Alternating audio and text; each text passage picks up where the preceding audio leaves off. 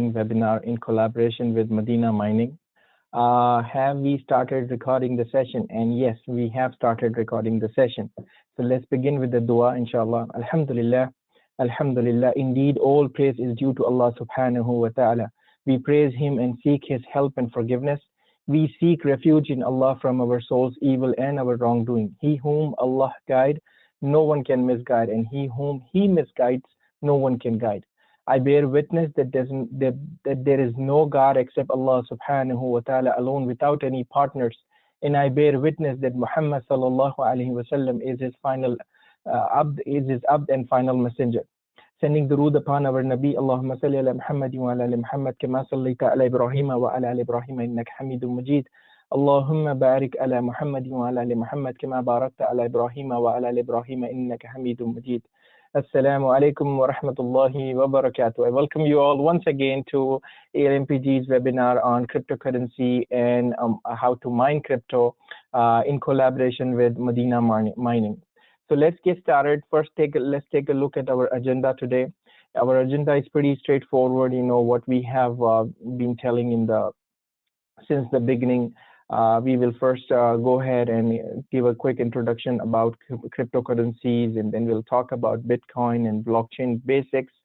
And then we will learn about Bitcoin mining and then investment. If we want to talk about that topic and you guys want to learn, feel free. And then finally, we'll take Q&A.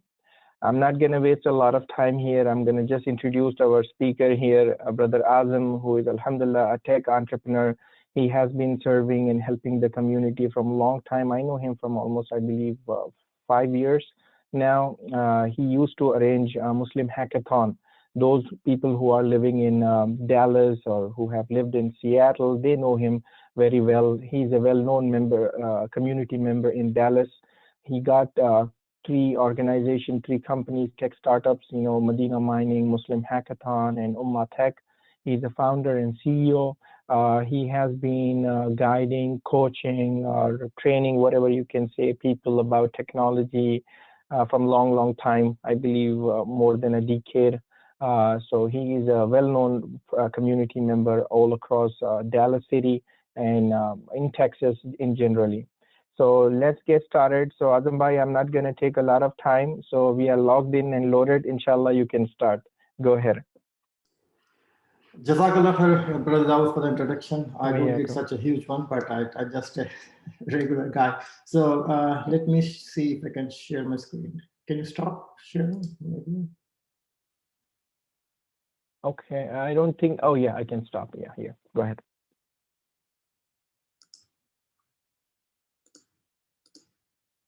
All right. I hope everybody can see my screen.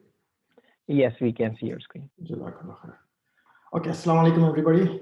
Welcome to this Bitcoin mining session, one-on-one session. Before I begin, just a disclaimer that this is not any kind of financial advice in any way, and you have to do your own research regarding anything.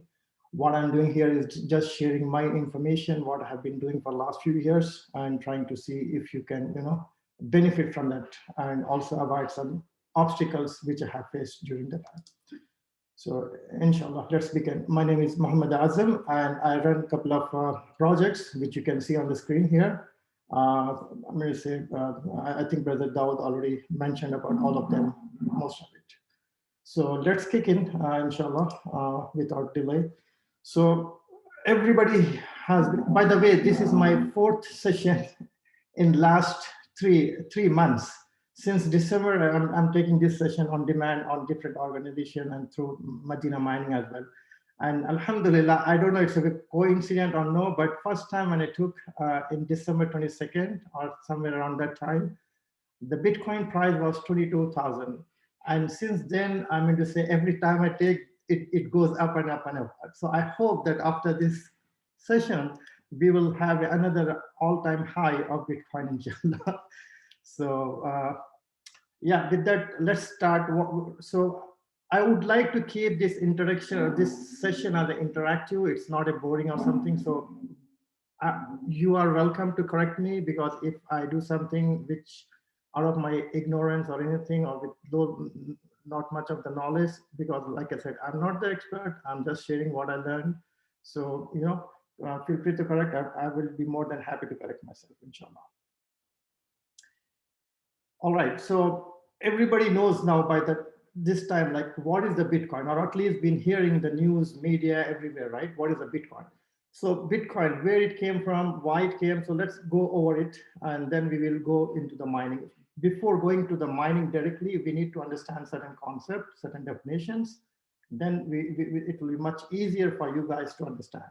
So Bitcoin is a cryptocurrency invented back in 2008 by an unknown person, or we can call a group of people, a small team, and using the name called Satoshi Nakamoto, and they started publishing the white paper in 2009.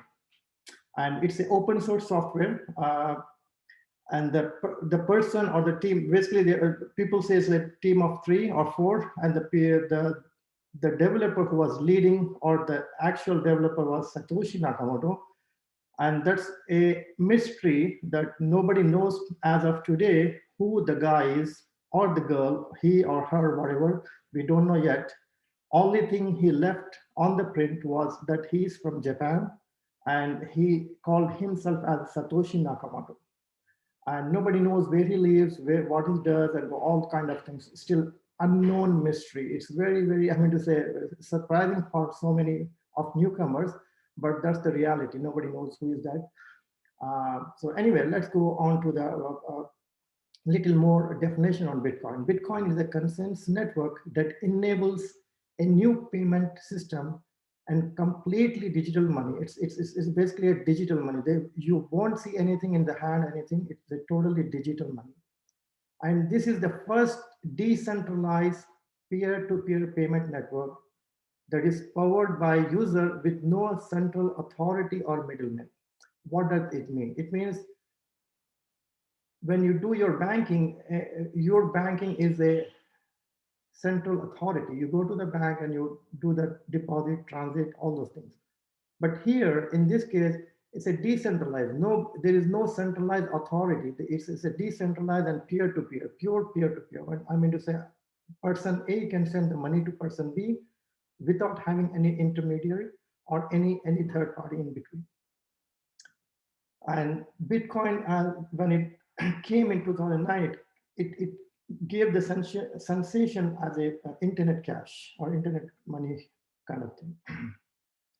So that's a basic introduction. And again, why it was created? I mean, so what made Satoshi Nakamoto to come and create? So little history about it is back 2008. People who know, there was a big crash happened, and after the crash of 2008, especially the US government started printing the money left and right without, I mean to say, things that gave very information, I mean to say, corrupt system, or whatever you call it. So he wanted to fix that, or rather his main purpose was to get away from the central authority and give the power into the hands of the people who can do their own banking. That's what his main motto.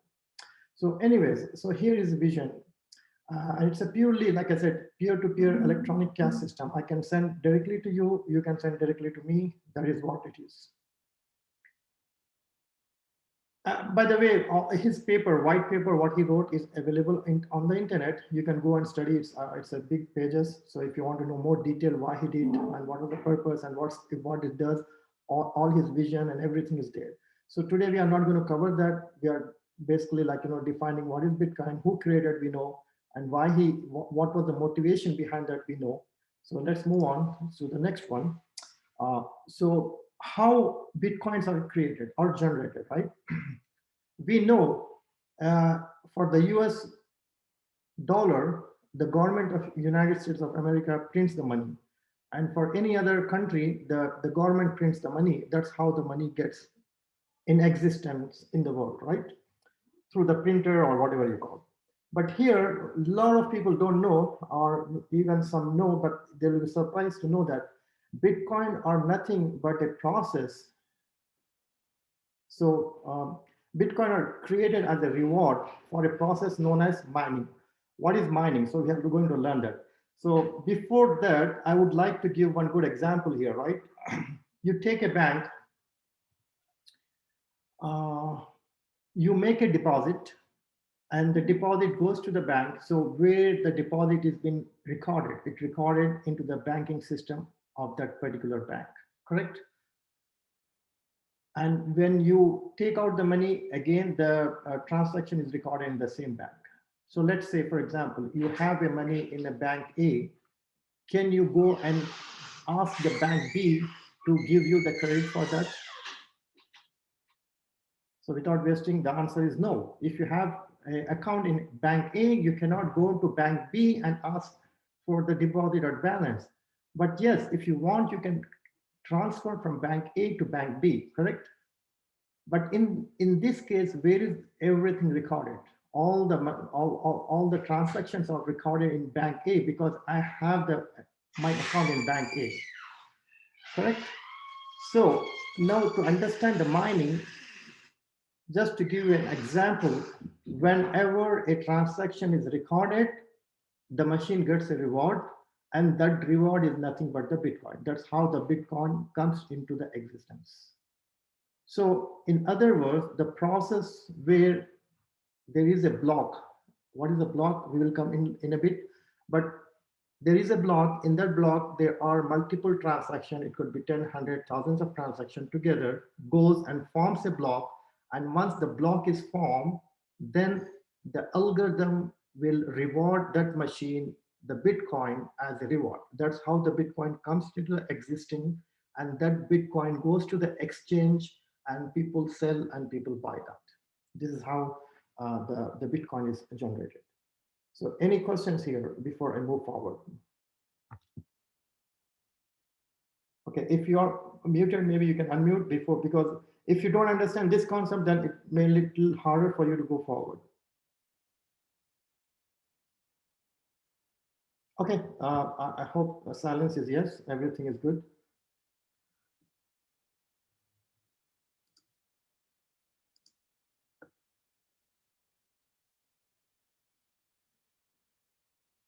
I'm just checking the questions here. Okay. Okay, all right. So we know how the Bitcoin is generated or get processed. It's nothing but a process where a group of transaction forms a block, and then it forms the reward is gets generated. So and the next concept to understand is the blockchain. What is the blockchain? So to make it very simple, what I can say is if you have a multiple block linked together in sequence, then it's called a blockchain. So as simple as that. And what's in the block? So here, let's take an example of block 11 here, right? So at the bottom here, you can see there is a transaction, TX stands for the transaction, 1, 0, 1, 2, and 3. So let's assume we have 4 transactions here. So transaction 1 contains some credit or some debit happening from a person onto the account, and assume the same thing here. That goes into the hashing, cryptographic hashing, and then it forms a special number, and all of the transaction, without getting into the detail, what I can say is there are multiple transactions happening. They creates a hash, and all goes to the transaction root. So transaction root is nothing but it contains the group of transactions. And what else is in the block? We do have the timestamp. And what else we have? We have a previous hash. Previous hash is nothing but the identity of the last block which has been created. And what is the nonce? Nonce, this is very important because without this, the blockchain is not complete. So here I wrote a small definition, is an abbreviation for number only used once. So once that number is used, you cannot use that identification number again to any other blocks. So to keep it simple, the people from IT can understand the ID of the record. You can call it the ID of the record, right? So just to keep it simple. But again, it's not really an ID. It's a cryptographic number, and the number is only used once.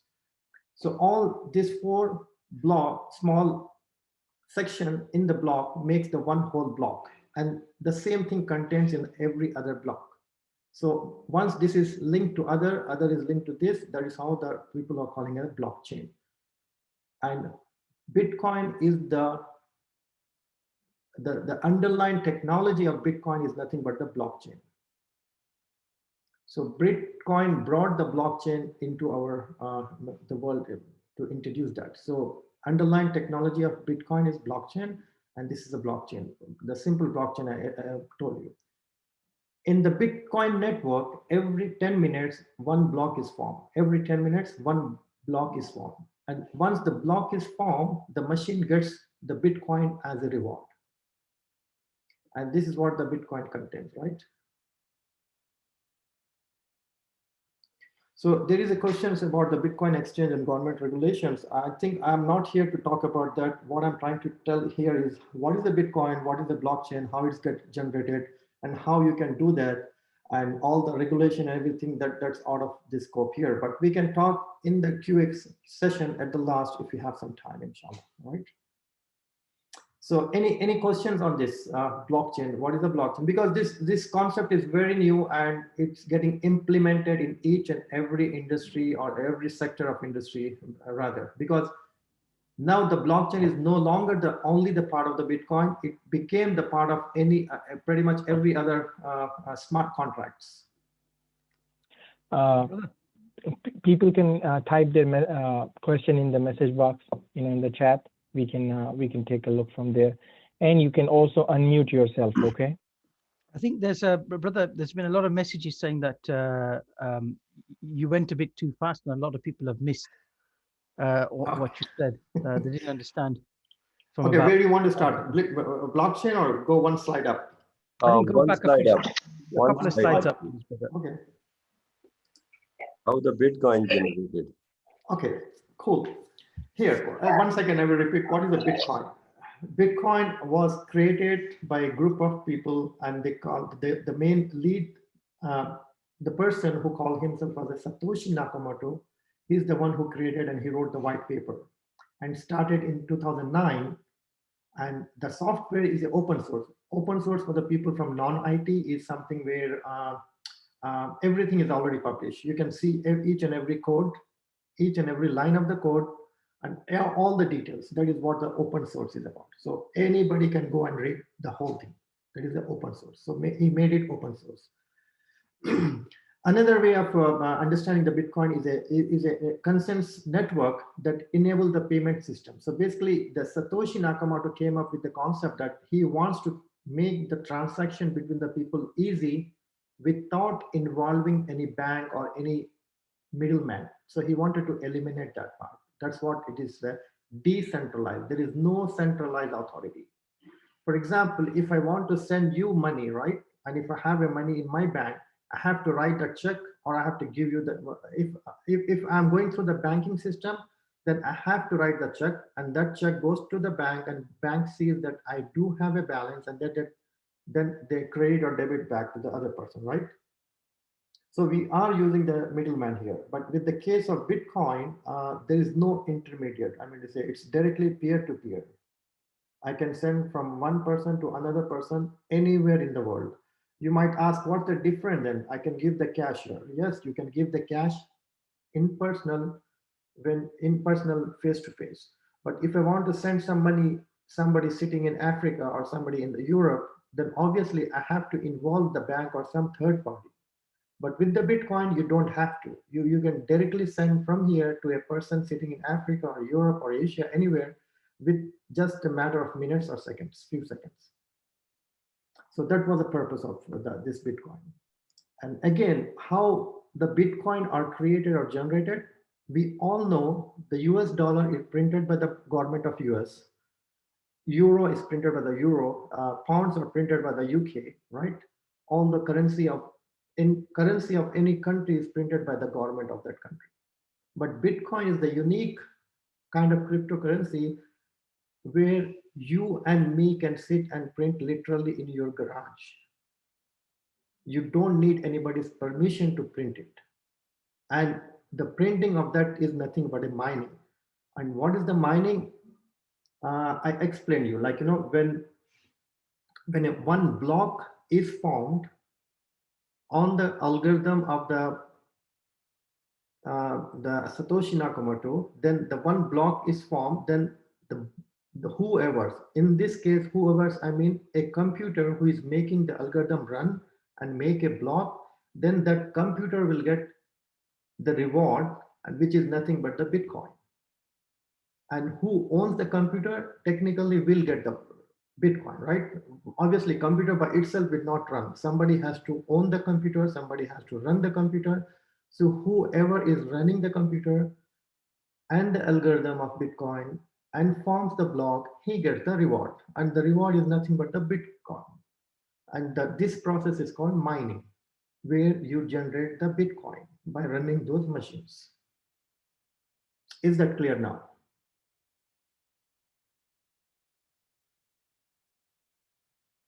Okay, I take the answer as yes, and I will move on.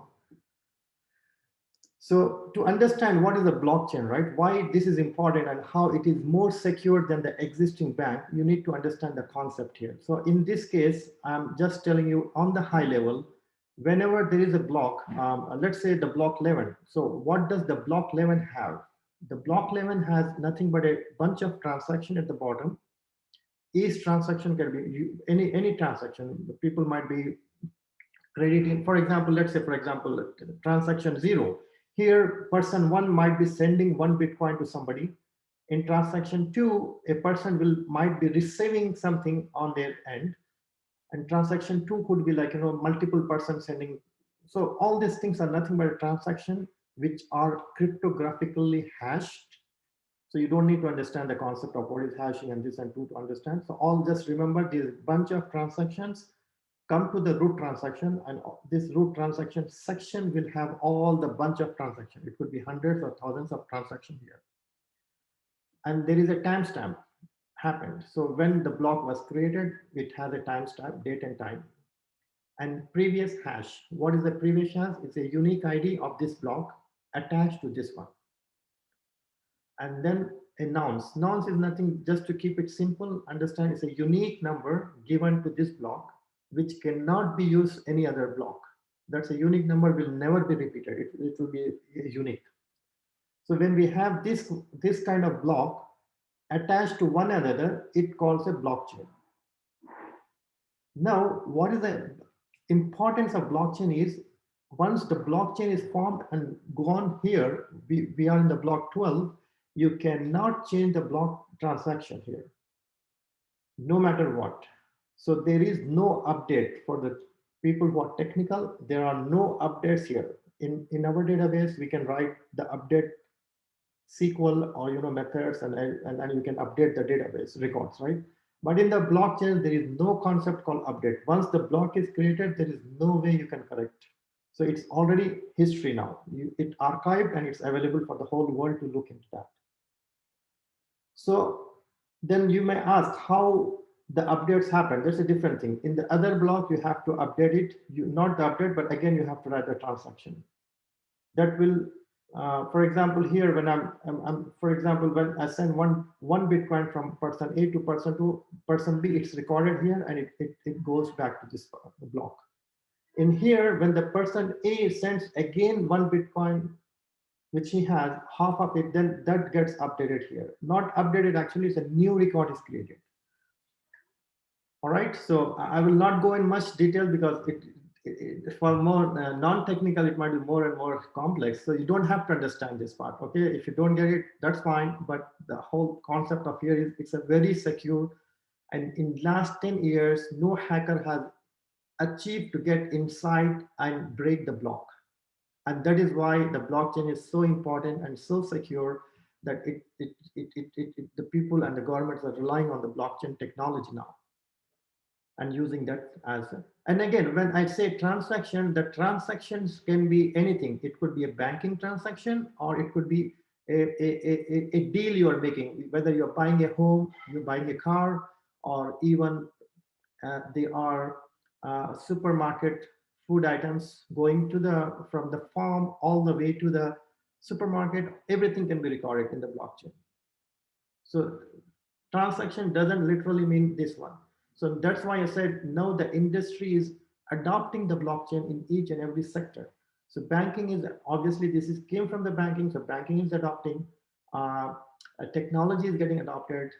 and what you call that transportation, where the shipment of the letters and all the packages, even those FedEx and other people are adopting the blockchain. So now blockchain has become the new kind of internet to the industry. So this is very important. I mean, there are so many job opportunities out in the blockchain itself. But this is just the upper layer, upper and high level definition. But once you get inside, you can know. But if you don't get it, that's fine. But just remember, blockchain is the one introduced by Bitcoin, and the underlying technology of Bitcoin is nothing but the blockchain. All right, so I don't want to waste much time here. If maybe we can talk offline if you need to understand, or you can Google on the blockchain and try to get the concept. Okay, and I remember I told whenever the one block is created, the algorithm gives you the Bitcoin as a reward.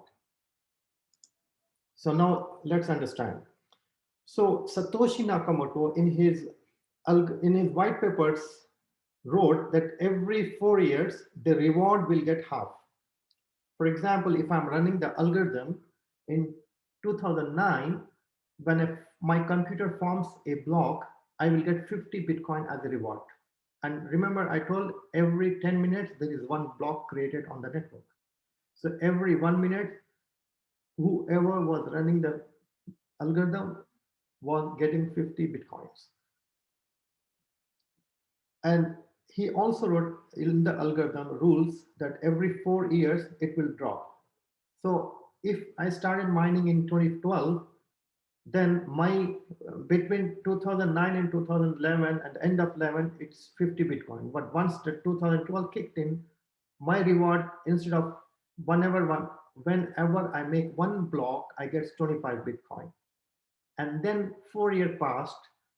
In 2016, the algorithm says, okay, for every one block, you get 12.5 Bitcoin. And again, in the last May 2020, the other halving happened. It's not a halving, but it's a halving. They call it halving. So in 2020, whenever one block is created, now the computer gets 6.25 Bitcoin. And again, the next one will be in 2024. And the next halving will be in 2024, where for every one block, you get 3.125 Bitcoin. And again, in 2028, you will keep getting 1.5 Bitcoin. So every 4 years, it's decreasing. Can we make it same? No, because the algorithm is already there and that's how it is. So that's what it makes it unique. So it's very interesting. So people who were mining back in 2016 or 2017, 18, I started in 18, they were getting 12.5 Bitcoin for each block they make. But now they are getting 6.25.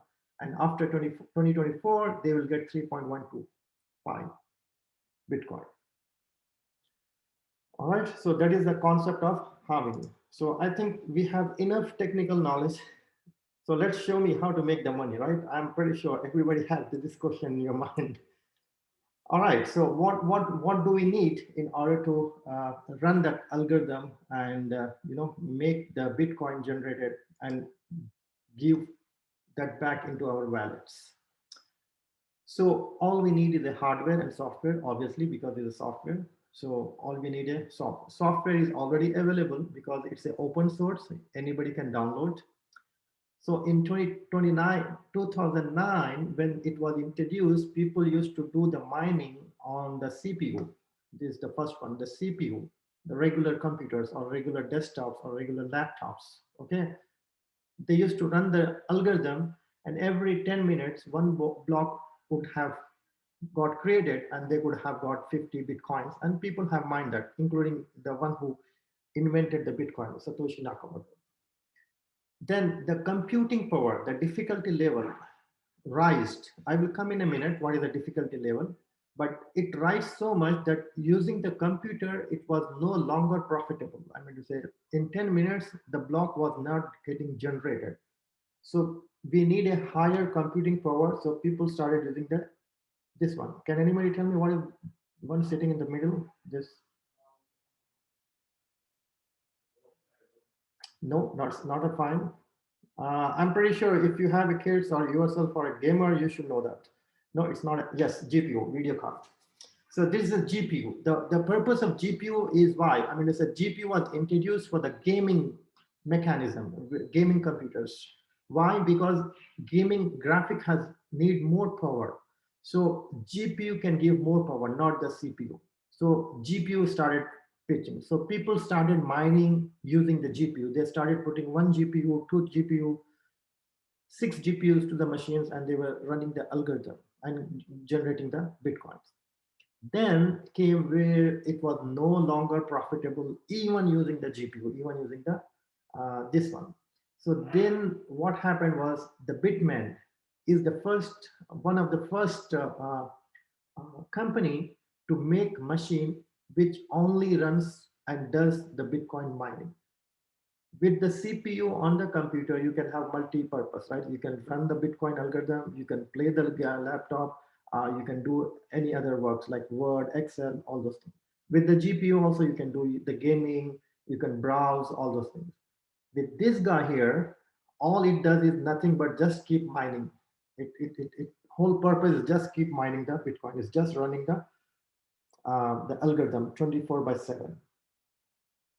So, and the algorithm name is called SHA-256 algorithm. The Bitcoin algorithm is called SHA-256 algorithm. So you have to run that algorithm. So this machine, all it does is keep running the algorithm. That's it. The whole purpose of this machine is just to run the algorithm. So in a minute, we will try to see what's there in the machine. So these are new generation machines. This is how it is. All you need is the Ethernet connection, internet connection wire, and the power supply. That's it. And you can, rest of the thing you can log in, and using the login you can control via control panel, everything you can set up everything. So this machine, all it needs is just internet and the power. That's all.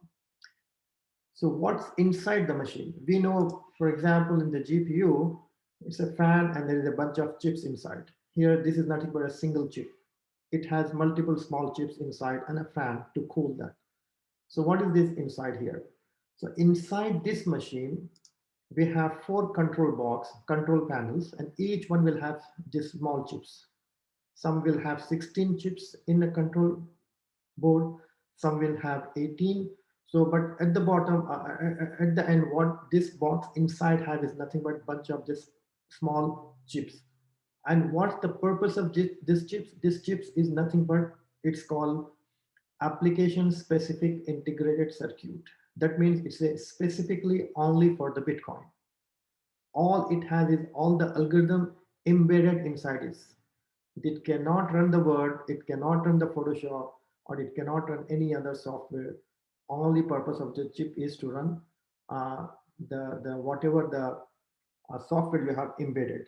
In this case, it's a SHA-256 algorithm, that is a Bitcoin algorithm. So that's why the machines, these machines are no longer called rigs, it's called ASIC machines. So whenever somebody says ASIC machines, it means application specific integrated circuit. And the purpose of this is, it could be specific to Ethereum machine, or it could be specific to Bitcoin machines. So ASIC doesn't only means Bitcoin. It could be, it means it's specific to that particular algorithm. So it could in most of the time it referred as a Bitcoin by default, but it can also be Ethereum machine. And Ethereum machine will have all the Ethereum algorithm inside this chip rather than SHA-256. All right, so this is a machine. The whole purpose of this machine to keep running the algorithms 24/7. All right, I think we are close to the time, so let's move on. So mining pool. There is another concept you need to understand. What is a mining pool? So mining pool is where all the different computer come together to provide their computing power to resolve some solution, to come up with. For example, okay, before that, let's go on with the definition. Bitcoin mining pool is a simple practice of pooling the processing power of several computers to solve Bitcoin transaction block. So what it is, for example, what I can tell you is, if you have an Excel file to find a record of 100th or 99th record, it's very easy.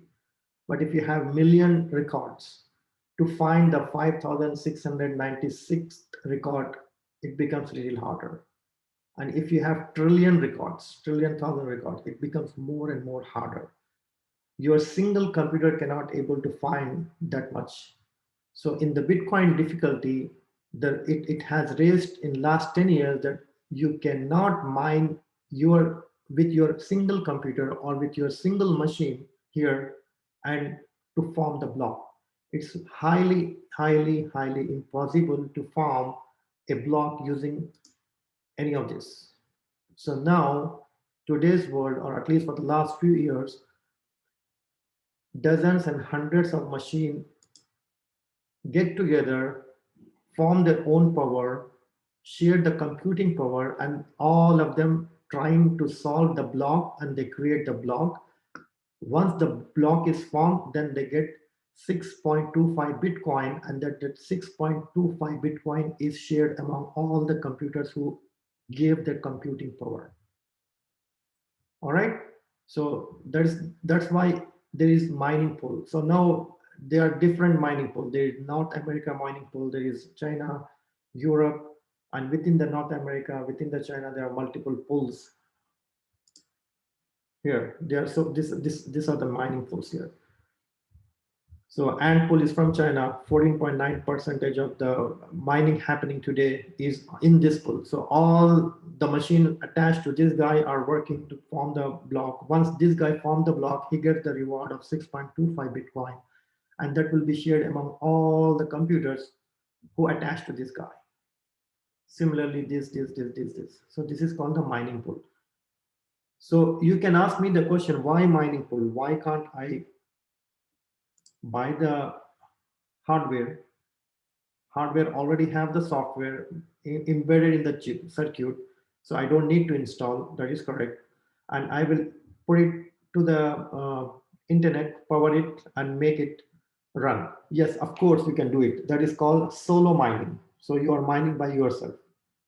But just to give a small analogy, like for example, if you want to dig the hole, if one person is trying to dig the hole and compared to 1,000% doing it, which one will go more deeper and faster? Obviously, with the more computing power. So same thing here. When we go with single machine, it's no longer profitable. I mean, it's a difficulty level has gone so much, you cannot do it with your single computer. So you have to go and attach yourself with some pool, and that pool with all together will form the big computing power, and they try to make a block. That's why to join a mining pool is important now. But if you want, you can go the solo mining and try your luck, but it's very unlikely you can able to form a block. So what will happen is you might be running for 1, 2, 3, 4, or 6 months and not able to form a block and keep paying for the electricity, because remember these machines are power hungry machines. It takes a lot of power. You cannot run in the normal homes and offices. It needs some special powers. So basically what it is nowadays all the machines are to be run on 220 volts. You cannot run on the single phase 110 volts, especially the Bitcoin machines I'm talking about. So you need a 220 volts to run the machines. So I think that's what the mining pool is about.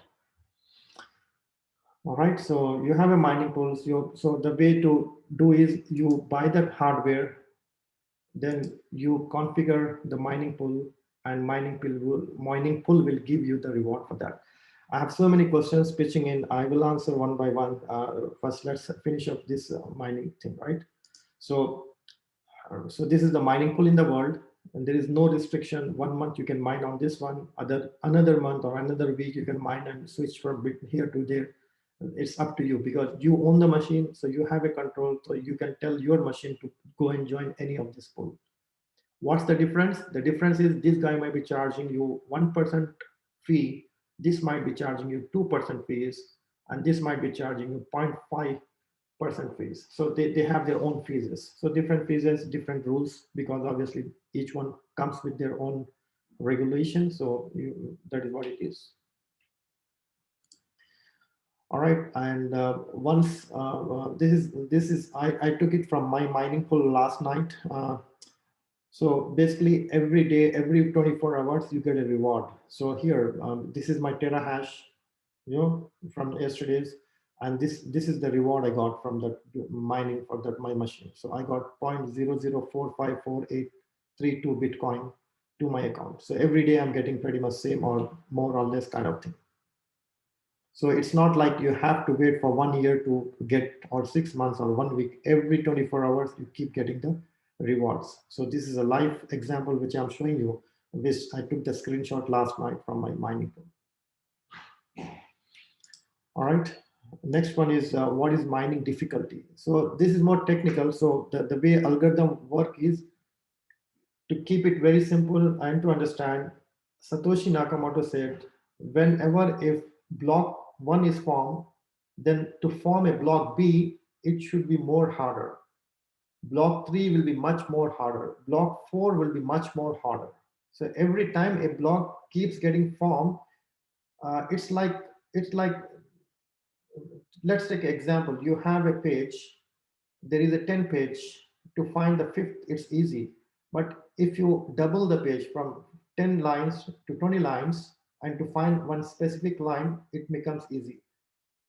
And if you make that third 20 pages, 20 lines to 40 lines, to find, it's still easy. And if you keep increasing to thousands, trillions, and trillions, thousands of lines to find that particular, you need a more computing power. That's what the difficulty level is. That is, whenever the block is formed, to form a next block, it becomes more harder. And what is that? What is harder? So just for you to understand, because remember I told you notch, right? Notch, this one, number only used once. To find this one, it takes a time, lot of time. So the one who formed this is the one who gets the reward. So every time the difficulty arises. So the more, and remember I told every 10 minutes one block is created. So every 10 minutes the difficulty level is rising to find the another block. That's why today maybe thousands of computing powers coming together form a pool. Tomorrow they might be, instead of 20,000, we might need 30,000 machines to form that pool. So because the blocks are keep increasing. All right, so that is the difficulty level, and the difficulty level is good.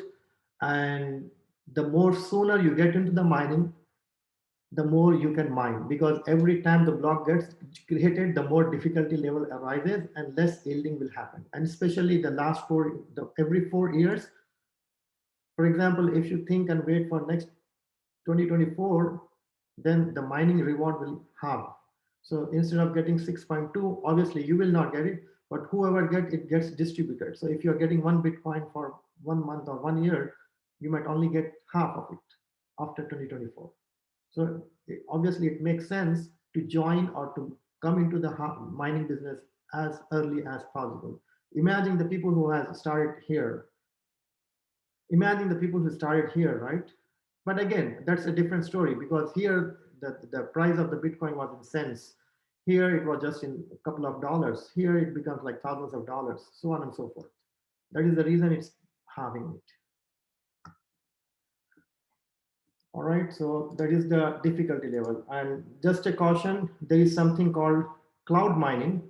What it is cloud mining enables users to purchase hashing power. So you are not purchasing the hardware, you are not purchasing the electricity. All you are doing is giving the lump sum amount to the company, and they buy the hardware for you, and they own the hardware.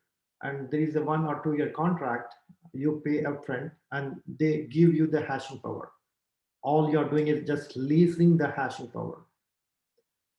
All right. So at the end, you basically, to my experience, since I went through this, so I know how it works. So it's a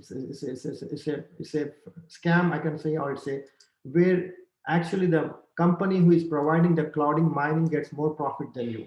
They keep the 90% of it, and you get only 10%. And That too, after 1 to 3 years, if you're lucky, you might even get even break even. Otherwise, you will be gone. So my suggestion is stay away from the cloud mining. Whenever you hear cloud mining, stay away unless and until you know what you're doing, then go forward with that.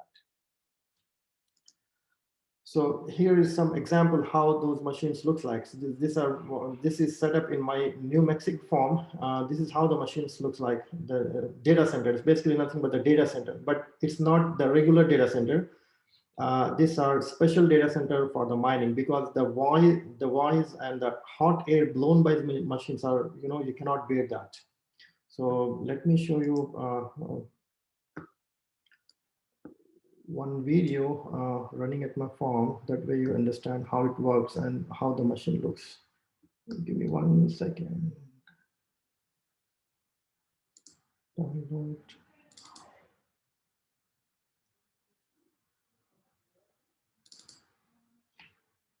Okay, I'm starting it. Okay, I will put it on the speaker that we can.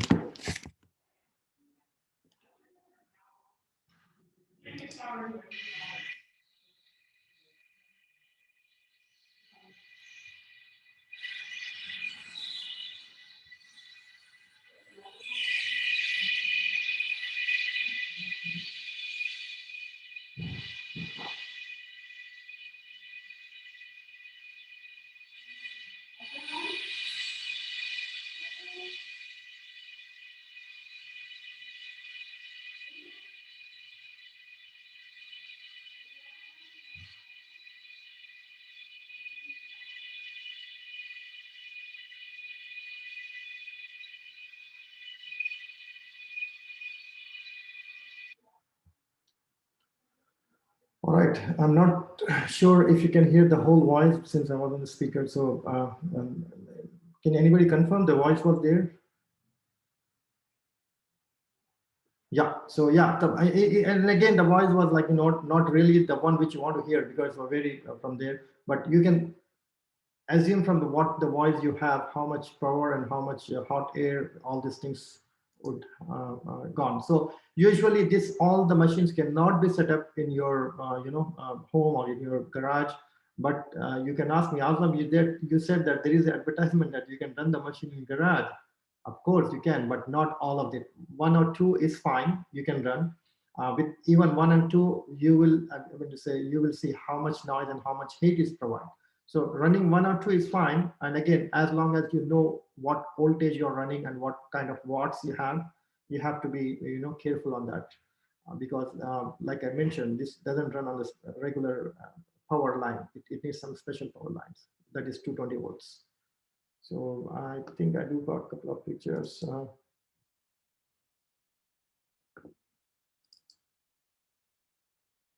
So yeah. So this is my the one which I'm running at New Mexico. This is how the setup looks like. You already saw from the inside. This is how it looks from the outside. This is the special pods which are made. All it has is this very small space.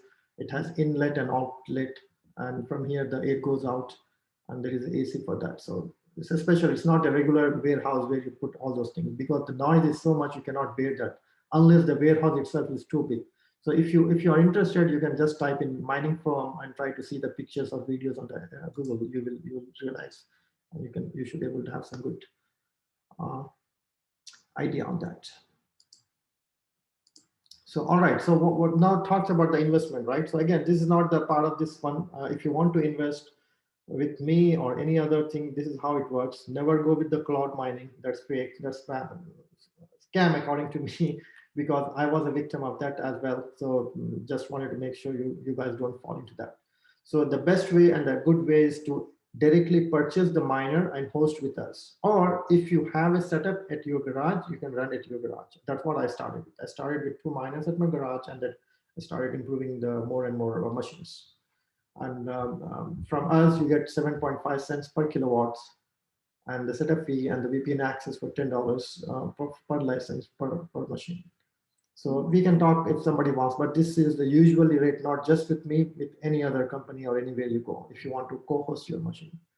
So let's go ahead and talk about what kind of machine, how much does it generate, all kind of things, right?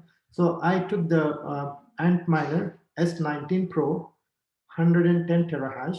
110 terahash. Let's assume you take an example of cars, right? You have a different branding cars with different horsepower. So the more horsepower you have in the car, the more faster you can go. Similarly, the more terahash you have in the machine, it generates more bitcoins for you. So as of today, this is the the machine which gives you 110, and this is the most profitable machine in the world as of today, as we speak. So I have mined. Remember, when I started mining, I used to mine using 13 or 14 terahash. So you can see, imagine from where it came to where. From 14, it came like 20 terahash. Then it came like 30 terahash. Then I also mined on 68 terahash, 90 terahash, and finally this other machine came up. So as we move on with the new generation machines, more and more efficient machines are coming with the more and more hash power. So let's talk about this machine. So daily, according to the formula, this machine will yield you this much of Bitcoin every day and every month, and this is the year. So if you run this particular machine for the whole year, it will only give you 0.23418 Bitcoin. But again, you don't have to wait for the whole year. Remember, I showed you my mining pool. See, every day I'm getting a fraction of Bitcoin, small ones. It keeps adding every day. It keeps adds, and by the end of the month you get this many, and by the end of the year you get this many Bitcoins. And this is translated into today's what I just took the screenshot from this morning. So whatever $48,000 Bitcoin as of today, based on that price, this is what it is. This is what. So you don't have to look. If tomorrow the Bitcoin price is 60,000, then this will change. This number will be much higher. And if tomorrow the Bitcoin price is $30K, then this will decrease. So you don't look this. What this is constant. This will not change. Only this change based on price of the Bitcoin. And the electricity cost will not change. This is the electricity average cost on 6 cents. That 17,000 you will pay at the end of the year. 1,700 you pay end of the year to run this one machine. And then according to today's price, it's showing this is the profit you get at the end of the year. All right. And again, like I mentioned, there are so many machines out in the market. Unfortunately, all of them comes from the China. And there are four major brands which manufacture this machine. The one on top is Bitmain, MicroBT, and Avalon. These are the top three ones, and in the silicon, but it is not here. So these are some of the machines. I just took the picture. Like this came back in May 2020, released in there. It has 110 terahash. It uses less power. That's why it's on the top.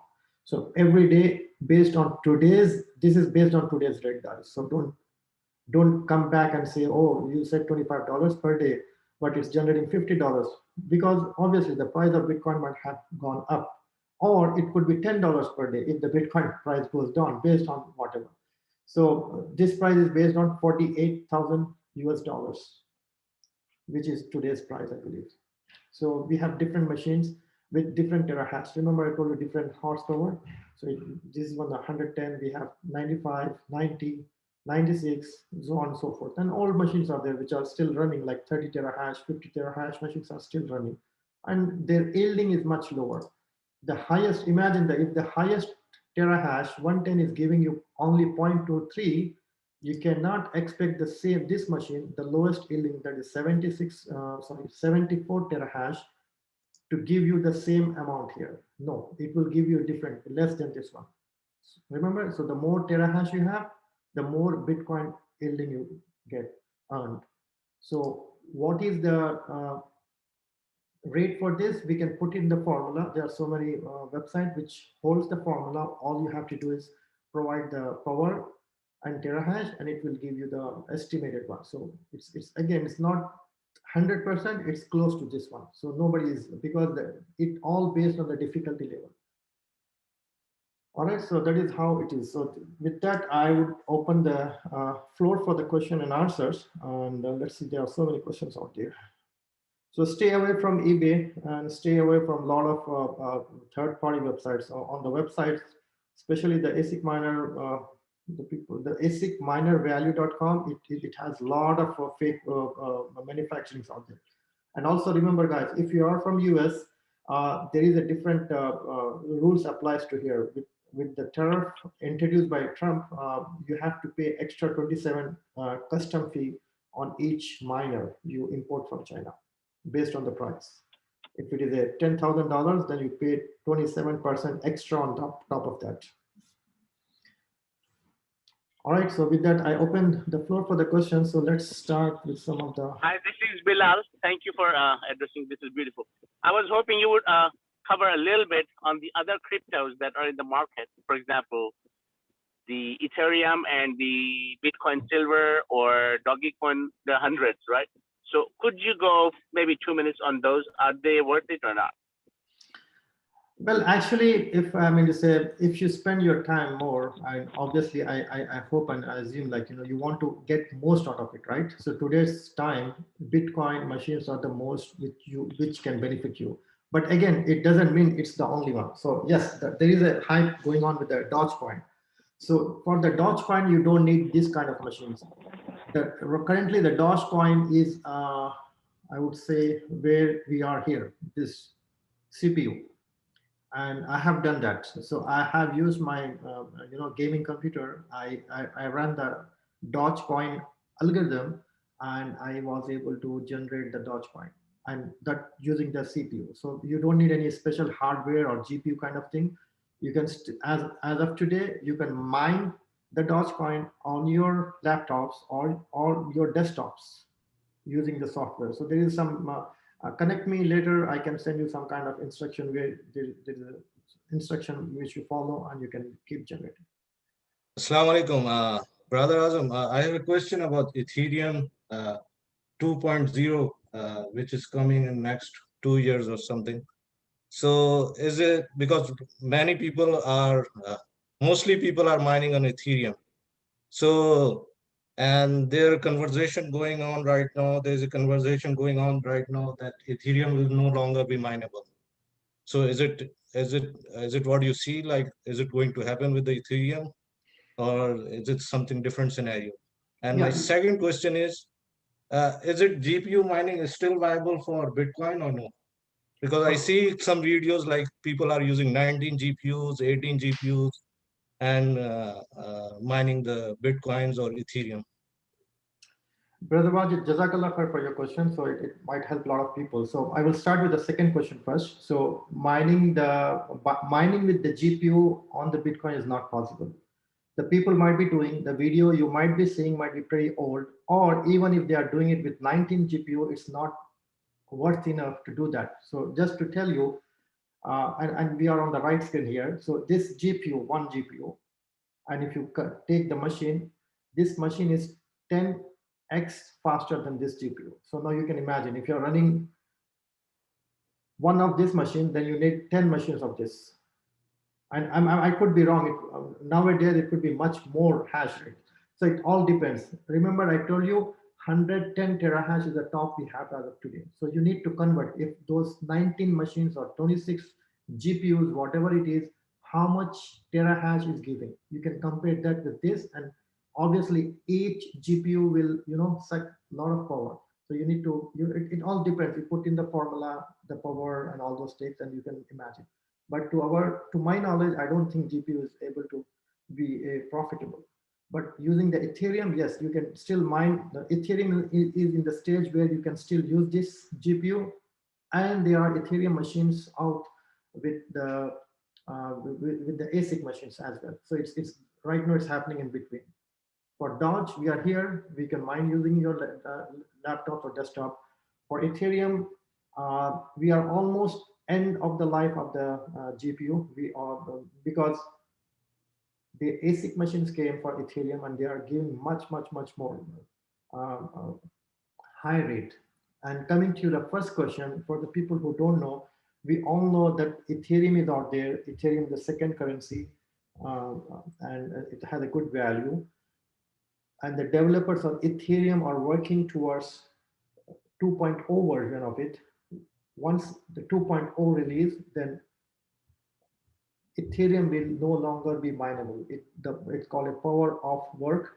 From power of work, they are going to power of stack, POW to POS. So once 2.0 release, yes, there won't be any mining on Ethereum. And when it is coming, it's unknown and in mystery, because usually what I heard is Ethereum developers are very, very slow. And remember, it's not an easy or any task to convert the existing to the 2.0 platform. So people from the software understand, like, when they want to migrate from one to another, it takes a heck of time and testing and all kind of things to happen. So and again, this is, we are talking about the crypto in the world, and you cannot mess up with you can't take a chance even with a single bug or 0.001 chance of bug onto that. Otherwise it will crash, and it will bring the Ethereum to the value you cannot imagine. It might go to the cents if that happens. So they have to be 100% caution on that to make sure that the Ethereum 2.0 is up and running successfully. So to answer that, yes, once the Ethereum 2.0 comes, there won't be any, we cannot mine the Ethereum, but when it's going to come, it might take a time. People say it might take like, end of this year, but experts say like, it will take another couple of more years, because the way the development is going, stuff like that, it might take more time. May I ask another question? Brother Azam, can you please talk about the investment and the ROI from if we want to understand more about the Medina mining, how does that would work for us? Yeah, so with the Medina mining, right? So like I remember I told you, this is the 4 steps basically you need to take. You purchase the hardware, then you are the owner of the hardware, and you mine with us because you cannot mine at your garage or anywhere else. So basically you're giving us the rights to host your machine at our farms, and we charge kilowatts, right? So this is the kilowatt hours we charge. So technically to run this one, just to give you a heads up, like in this one particular machine, it takes about $185 per month to for the electricity cost. Brother, what's the cost of this machine? I thought, okay, so as of today, the machine cost of this one is like around 12,000 to 13,000. So brother, as we invest 13,000 and yearly profits are like what, 9,000 something? No, this is based off today's. We don't see this one. I don't because the no, I mean like just yeah. as an estimate. Absolutely. So all you have to look at this one. It used to be 2.4 recently, but because of a difficulty, it dropped 2.3. So let's assume for everybody to understand easy what makes, okay, this could be other question. For example, if I have $10,000, let's say, and assume this machine is 10,000, putting 10,000 in the machine or buying the coin of $10,000 worth of Bitcoin is more profitable or doing the mining. So let me tell you that. If you are thinking for the short-term gain, that is within a year or so, then go ahead. My suggestion, and then again, you have to do your own research. Don't take my word. So I would suggest, or I would do is, I would buy the coin and spend that $10,000 directly onto the coin and take the profit for 1 year. But if you are a long-term investor, more at least for 1 to 2 years, then the mining will make more sense. I will tell you in a bit at why. For example, when you buy $10,000 worth of a Bitcoin, let's say Bitcoin is for 40,000. Let's assume like, okay. So to make it simple, 10,000 will make like how much Bitcoin? 0.25, right? You get a 0.25. So end of 2 years, how many Bitcoin you have? 0.25. Because you bought it 10,000, even at the end of 2 years, you still have 0.25 Bitcoin. I'm not even talking about the price of the Bitcoin. I'm just saying the count of the Bitcoin. But let's assume this machine, $10,000 machine, right? You put it here and you get 0.23 first year. This is only the first year. And again, these machines are good for at least few years. So second year, you might get not exactly this, you might get little less than this. Remember, difficulty level arises.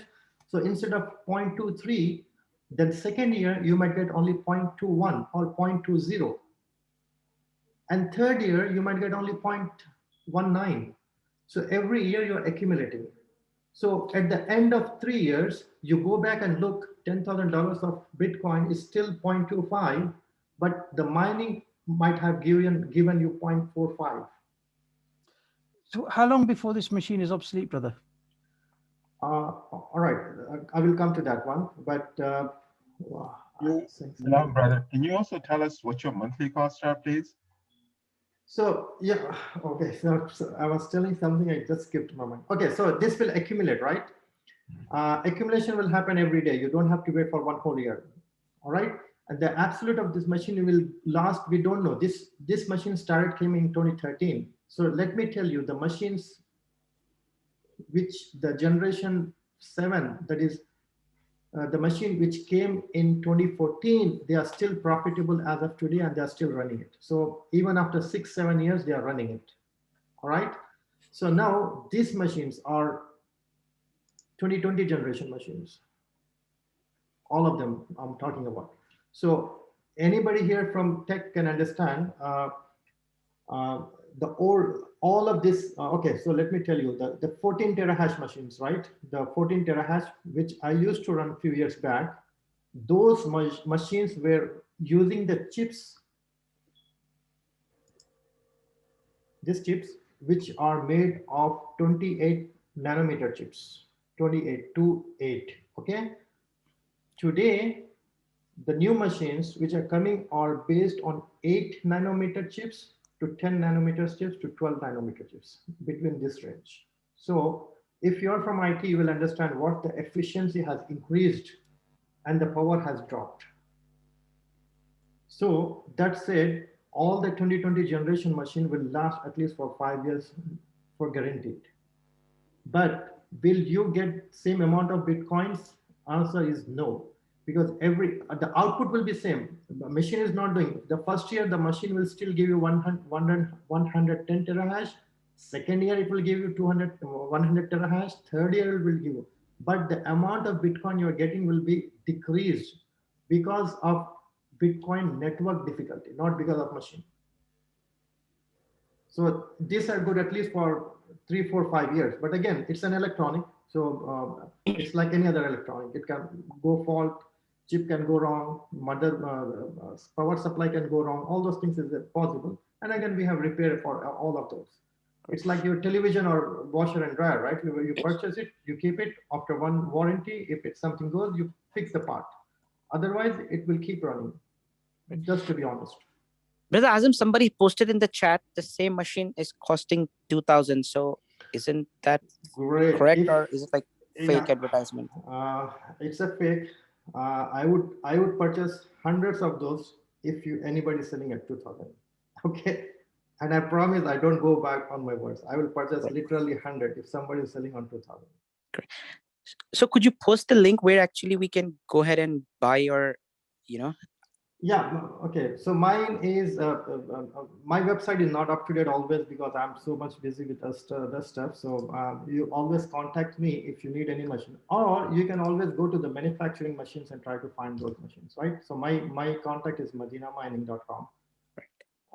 But let's try to answer some other technical questions. We end officially the session here, and we can talk about the investment later, because I don't want to pitch this as my marketing stuff. I just want to keep this as an open platform for education, and you do your own mining, because I'm here to educate all of you, whatever I have learned, so you can also come into the business, not to give me the business. Inshallah, you all come to because the more people come and join in this crypto, it becomes more healthier and more secure in the network. Brother Azam? Yeah. So primarily based on your experience, intention is to educate us. So what do you recommend us for investment, to do investing on that Coinbase? No, I can't any advice on investment here. I'm not financial advisor, but I just told you a minute back, right? If you have 10,000 to invest in purchasing the coin versus investing in the machine, I tell you the formula. If you have a short-term gain, obviously go with the coin. If you have a long-term plan, at least for year to more than 1 year, then mining is more profitable. Brother, I hope you don't mind if I have a question. Sure. So I've been watching a lot of news about Bitcoin and all over the place. I'm a little confused how you go ahead buying and spending a Bitcoin. Sorry, I think, Brother Mustafa, I think somebody else was talking, so I missed. Can you repeat the question? Oh, I'm sorry. So the question was, I'm a little confused about how do I, if I really just wanted to buy a Bitcoin and just put it in my drawer or something, I'm a little confused about how I go about buying a Bitcoin. And then if I'm ready to spend that Bitcoin, how do I go about spending that Bitcoin? Okay, good question. So how? And how one more thing, brother, just add one more thing on top of that. Sure. And what about if we have to save somewhere in the wallet or something like that? So just consider both points. All right. So, okay. So we need a separate session on wallets, because they are software wallet, hardware wallet, other things where to store. But to make it more concise here, where to buy the Bitcoin. So you buy the Bitcoin from the exchange of your country. So if you're from country A, that country, to say, you can. There are so many exchanges where you buy. By all means, I recommend always to go and sign up with the exchange, which are generated from your country. You don't go to the China exchange if you are sitting in US, because US has their own exchanges. Why go and provide all of your information to China when you can do it here, right? So same thing to each and every country. I'm pretty sure they do have their own exchange. So you open the account with the exchange. It's kind of opening your bank account, similar to that, where you provide all of your driving license and all those things legal, and you purchase through them, and they will hold for you. So anytime, it's kind of share, right? You hold the share, you sell the share there, and you get a fiat. But there is an option with the Bitcoin. For example, the beauty of the crypto is, if you hold an Apple share, you can only move from one exchange. I don't know what you call it, because I'm not into share, but anyway, from one exchange to another exchange, right? But you cannot bring that share into your computer or onto into your home as a UPS on the flash drive. You cannot do that. It has to be holding in one of the exchange. But with crypto, you can do that. From crypto, I can purchase from any of the exchange, and from the exchange, I can bring it directly to my computer. Nobody have an access to that, or to my flash drive. Nobody have an access to that, just me. So I can do with the crypto, any crypto. So you purchase from that. Now, when you want the money in certain currency, you go to their exchange, you sell it, you get a currency. But you can, nowadays we are seeing a lot of people are accepting the Bitcoin as a transaction. Tesla started accepting the cryptocurrency, where you pay the crypto and purchase the car. And I'm pretty sure Starbucks is working on it. Visa and MasterCard said by the end of this year, they will be implementing the crypto payment system. So you will have more option in the coming months and years, where you can spend just not on exchanging for currency, but rather spending it on the product and services. Brother Azam, I have a question about the, can I proceed, or you have? Yeah, sure, go ahead. I have a question about the reliability of these systems. So these ASICs machines. Very good. I love this question. Okay, so reliability of this machine. So by the way, if I tell you one thing, everybody will be in the shock. See here, by the way, the people in the US recently came to know that last few days back, we had a federal outage on the wire and the ACH deposit. Anybody here knows about it? They was down for a few hours. Yes, it was a bit of a funny joke. So the thing is, federal systems can also go wrong, right? But the Bitcoin mining machines has proved in last 10 years, the machines cannot go down.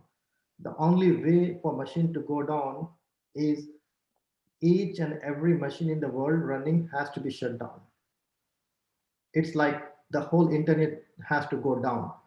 So when the whole internet goes down, we have bigger problems than these machines. Okay. So now let's not talk on that. So let's talk on the reliability of this machine. So reliability of this machine is it's nothing but basically the chips running the algorithm. You are configuring the pull. So it's in your hand which and where pull to use it.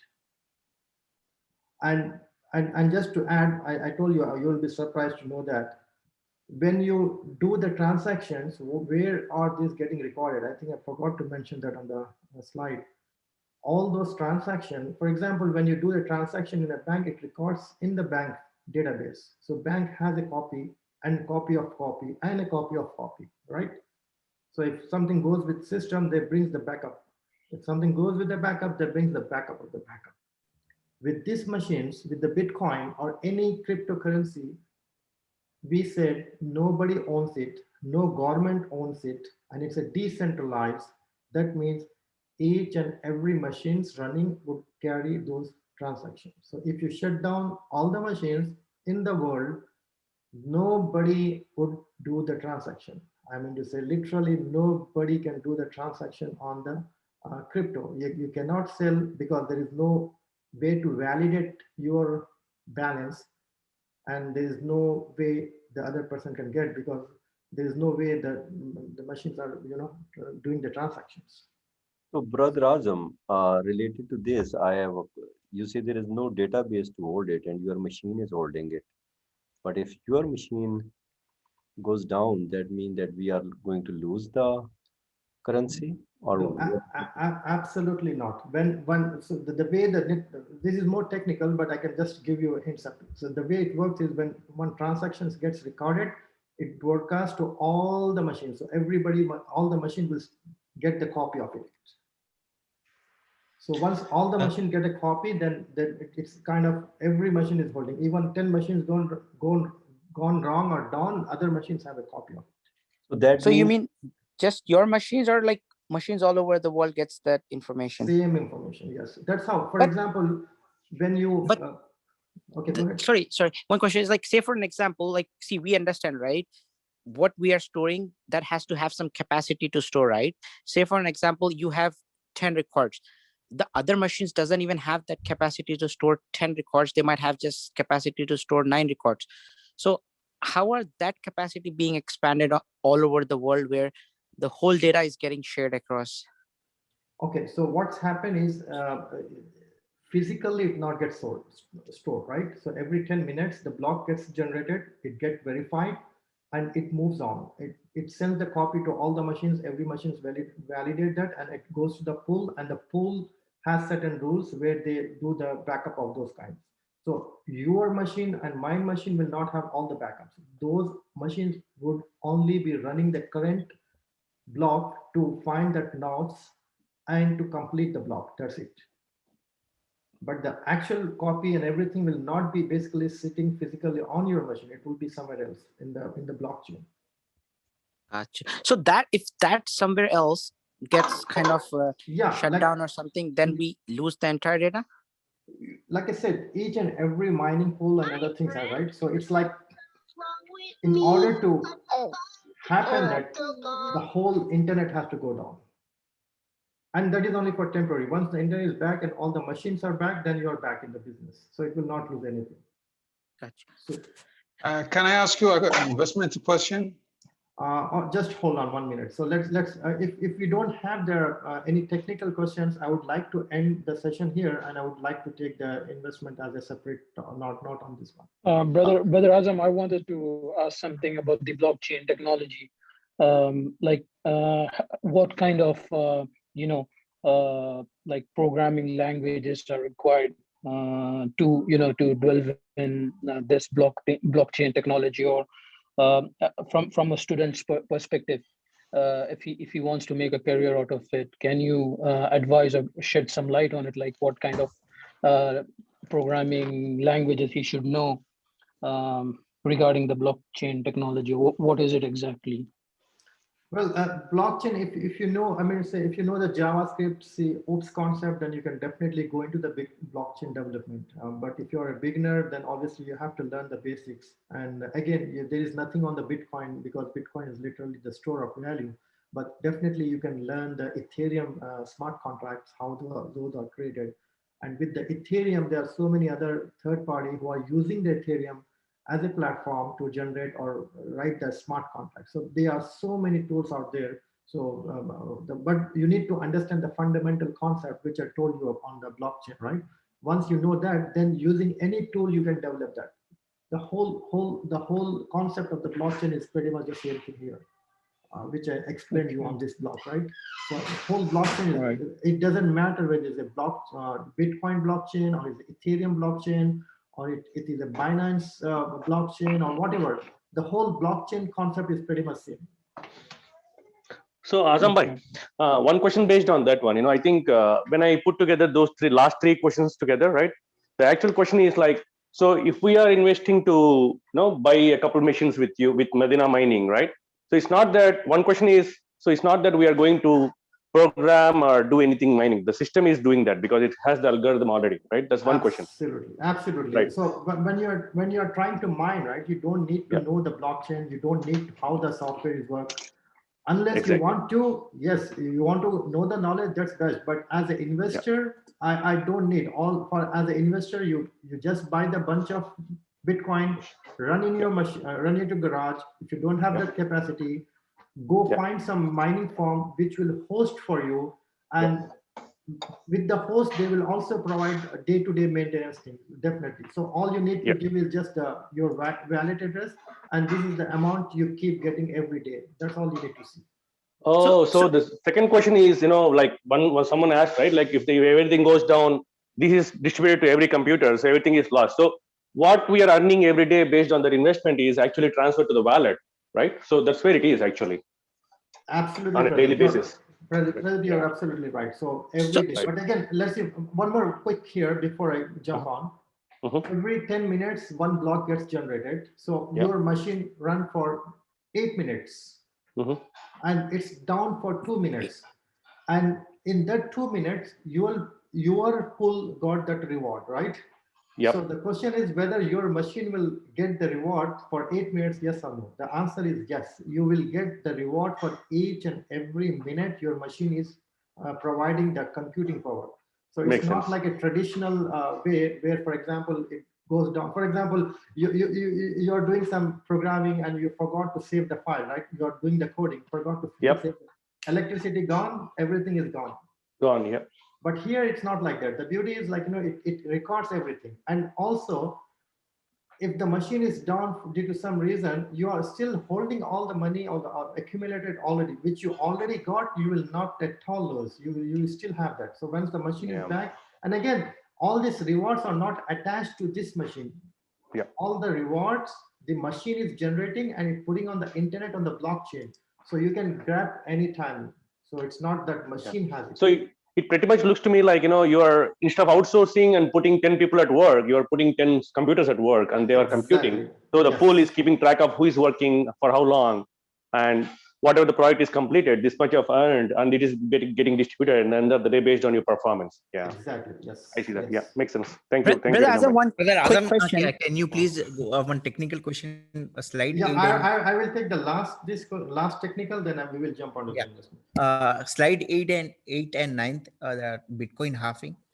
Yeah, I'm sorry. I think you put it in the chart, but there are so many messages in the chart. It's very hard. So, okay, if you have something, please speak on the mic rather than the chat has so many questions. Unless Brother Dawood sort something important and let me know.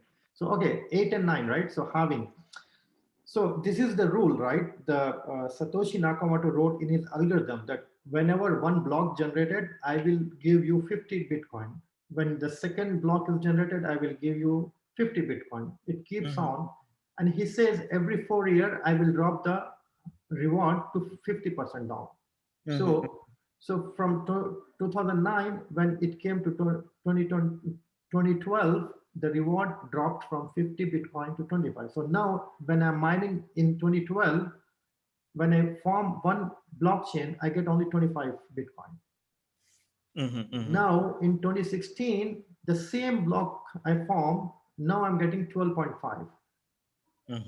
As of today, since we just passed the halving happened May 2020. So like this May we will be reaching one. So technically we have almost like 3 years, 2 months or so for another halving, then the reward will further drop from 6.23. So it will go to 3.125. And the people in the mining know exactly what's happening. So if I wish I have some time, but I can show you the graph. Whenever there was halving, within the 6 month, it goes to all-time high again. Prove me wrong if you're, I want to say, if that's not correct. So go back and check the halving. Every time the halving, check that, because everything is online, right? So Yes. Go back and check when the halving happened here, what happened to the Bitcoin price. From few cents, it went to few more than cents. When it went here, from few cents, it went to from hundreds, it went to hundreds, few more hundred. From here, it went, see, for example, I can tell you, the halving happened in I don't remember the month, but in 2016. Everybody knows what happened in 2017, December. What happened? It went to all-time high of 20,000. Here, so within an year span of time, the price will go up. Same thing happening currently in 2020. What happened after the halving? Halving happened in May, and what happened in the December and January? From where? From what price we got up? From 10K, it broke the all-time high of 20K already, and went 3 times more. So you go back and check the history. Every time there is a halving happened, within a year, the price will go not the double, but it will cross the all-time high of the previous one. That's a very sweet and I mean, it's a very technical detail. But again, for the last 4 halving it happened, so you cannot come and tell me next halving it doesn't go 3 times. Adam, you told me. Not right. But the history has shown that. History has shown that every time, and that is the reason Satoshi said that's why he's halving the reward. Why? Otherwise, what makes sense? If I'm running 100 machines and getting 6.2, to get the same amount of Bitcoin, I have to run 200 machines in 2024 to get the same reward, right? So that means he imagined something. So he wrote a very beautiful white paper. I mean, to say, you and I have not read in detail all of it, but that's the concept. And he has a belief that by the time it goes again 4 and 4, and by the way, nobody asked me the question. What is the? I mean, to say, what is the last mining will happen? Brother Azam, I had a quick question. It's technical. So basically, you said in 10 minutes, 1 block is created, right? And the returns for that 1 block is currently 6.25 Bitcoins. Yeah. Then when you showed the other sheet, right? Why is it like 0 point something?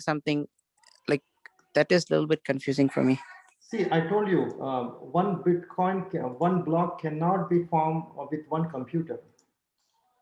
Okay. So now the difficulty level has gone so much, you need literally hundreds and hundreds of computing power to form one big bowl of computing power and try to form the block. Oh, okay. So if 100 computers together can create 1 block in 10 minutes. Oh, yeah. I get it now. So it's just not about forming a block, it's about finding the nonce, actually. So, Brother, I have a question about the nonce. Is it correct to think of the nonce as a random number, and then when you talk about it going in complexity, it's just that the number gets maybe bigger or something like that? Yes. And then about solving, what you're talking about is the computer's trying to guess at what that number is. Is that the correct of this? Exactly, you got it. Yes, it's something which, for example, permutation and combination, it has to keep guessing again and again. That's how what the machines are doing is nothing but trying to find the nonce. So all the machines comes and try to find. So whoever finds the nonce correctly and the block is created, then all the machine will stop there and itself, and they will start to go for the another block. So everybody is off to after that. So brother, come back to your question. Come back to your reminder that nobody asked what will happen after 2020. Yeah. So could you give us an idea what will happen after 2028? So there will be no more mining. No. It's the last coin to go in for the mining will be 2140. Year 2140 is the last where the mining will happen. After that, there won't be any mining. So we still got lot to go. I mean, I don't think anyone will be existing in the world by 2140, right? Right. Year 2140 is the last. But again, if for your knowledge, if you want to know what will happen, obviously, once this is a good slide here, right? So far, 18 million has been already mined and existing. So this is the only left to mine. Close to 2 million are left to mine. So that said, as of today, 88% of the Bitcoin has been mined already. So only 12% is left. All right. So what will happen? And that 12% to happen, it's just because of this halving. Every time the halving happens, you get less and less reward, right? So we figure it out that by the year 2140 would be the last year where the people will be mining that. And after that, still people need the mining machines for transaction record because no government support, nobody's authorized for that. So all the transactions are getting recorded, validated, all those things. So you still need validation purpose. So when you are sending one Bitcoin to another person, who will validate whether you actually have or not? So these machines will validate.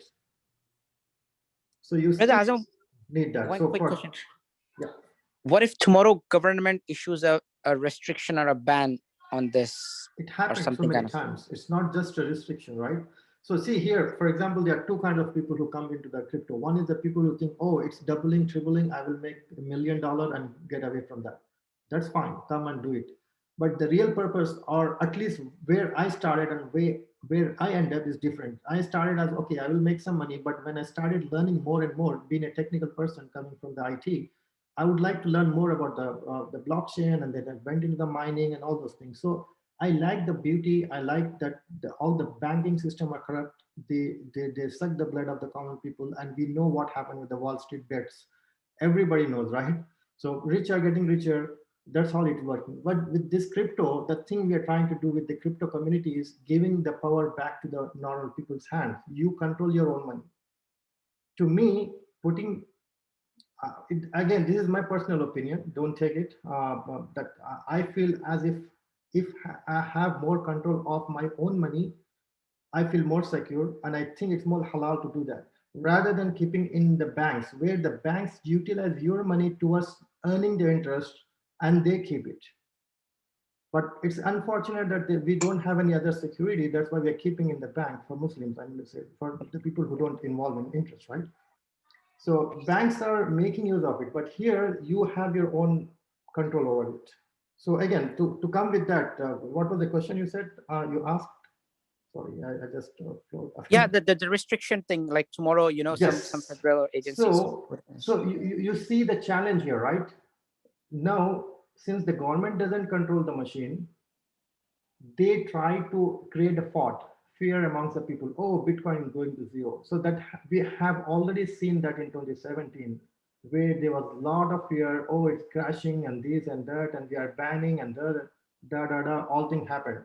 But if you see the history, if you could have banned by this time, it should have been banned or something should have been happened to Bitcoin, but still it's existing.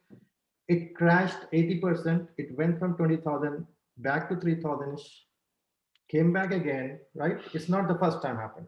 If you see the history back in 2016, it happened the same thing. It crashed to 90%, it came back again. That's the nature of the Bitcoin, actually. That's how it happened. So coming to your question, what will happen if the country bans? Actually, they are doing it. India has just banned again, I believe.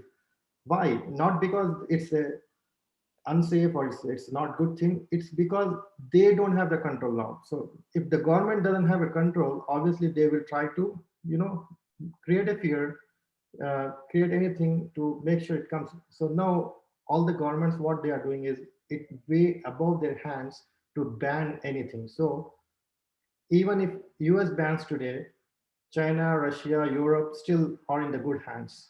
They won't be banning it. And matter of fact, all the European countries are welcoming the crypto. If this country bans US, other economy will blow, they will grow. So obviously they don't want to do that. So all the government's now doing is trying to come up with the regulations where they can control at least who has what and they are paying their taxes. But Azamba, so if they can't control that, they can go ahead and shut the farms, or they can put some restrictions on the farms, right? Definitely, but it doesn't matter, right? If US shut down the farms, don't you think I will stop mining my machines at my garage? I will do. Certainly, I will run one machine. It's my house, it's my thing. So anyway, again, even if I have to follow the rules, I will do. I will follow the rules. I will ban it, right? But what about other countries? Yeah. So what happens to the farms that we are setting up now then? Sorry, I think we lost. So what happens to the farms that we are setting up now? Like you have the farm. So tomorrow I want to purchase a couple machines and host them with you, right?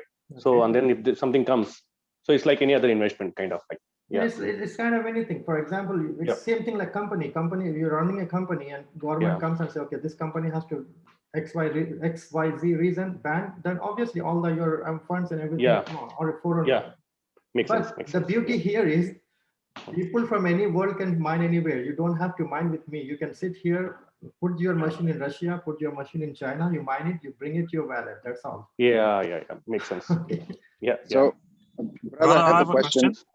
Azam bhai, I think we have taken a lot of questions, and we can do one thing because we have to also check the time. It's more than an hour, almost close to 2 hours. Azam bhai, I need to go. So Azam bhai, I have a quick question. Can we put your WhatsApp chat group here, link, so people can?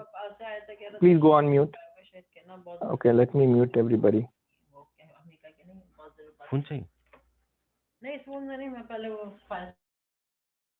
Okay, so Azam bhai, what I was saying is that can we put your WhatsApp chat group here, group link here, so people can join in there and ask you questions regarding mining? Which one? Your WhatsApp group, that is already full. That is already full. If you want, you can go ahead and create one because I see there are 80, 90 people here.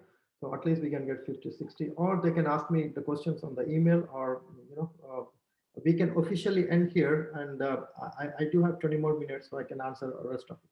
So with the sake of time, we can just conclude here. If you make dua, then we'll conclude. Brother Daud, you can conclude here and then. Sure. Azam bhai, can you just give me answer for how we can make the money? Halving is better or the other way, just to buying the coin? Hold on, let's finish officially this session and then we come back to the investment. Hold on, we are not closing it. Okay. So Brother Daud, go ahead and close it, inshallah. Okay, sure. And what do you suggest regarding the group? Should we create new one? Because I see you have two groups, right? There is one for mining. Do you want to send out the link, Muslim Crypto Mining? I see there are 59 participants in that. Yeah, you can do that. But again, that's not the Medina Mining one, right? So it's a restriction one. But by the way, I do have my website here, right? If you go to the medinamining.com, at the end bottom, you can just put your mailing list. I got it. So if anybody wants more information, I would be sending about the new machines and other things. You can sign up yourself. So regarding the group, Brother Daud, I think you do have a contact of all of them, right? I would suggest just create the LNPG crypto trading group or something, and let's bring all of these folks and other people in the future onto that group. Okay. So let me send out a link. Meanwhile, please take some questions. Should I stop the recording or should I continue the recording? No, that's fine. Keep continuing the recording. That's fine. Okay, brother. I have a quick question. So I have a quick question. Is this slide 8 or 9, is this specific to Bitcoin or it applies to all the cryptocurrencies? No, like I said, every algorithm has their own rules and regulations. By the way, if you see if they don't follow the algorithm rules, they will hard fork in that they copy the code and they do their own rules and regulation, or apply their own rules and they take it from that. So a good example is Bitcoin Cash. Bitcoin Cash is a fork of the Bitcoin, and they applied their own rules and they made their own crypto and they went that route. And by the way, most of you who are here, you might not know Ethereum is not the original algorithm. Ethereum Classic is the one who got the Ethereum. But Vitalik said, okay, I want to change some things. And then he just copied the whole code of Ethereum Classic, made few changes, and he called that as a Ethereum, and he took that and it was lucky enough to catch that attention of attraction and the other things he did. It got so much hype that Ethereum Classic left behind, and he took the good route and made it more progress on that. So this doesn't apply to all of it. So it's each algorithm has each rules. So is this Bitcoin technology is specific to just this financial thing, or it can be applied? I think so. You mentioned it can be applied to any trade agreement kind of a thing. We can Smart contract. So far we have learned that the Bitcoin is only the store of value, but recently the Blockstack came and said, okay, smart contract can also happen on blockchain on the Bitcoin network. So that's a very unique thing which just got introduced now. So yes, now we can have a smart contract on Bitcoin network as well. Brother Azam, I have a question. I have a question. Even Tesla is accepting now Bitcoin, I guess.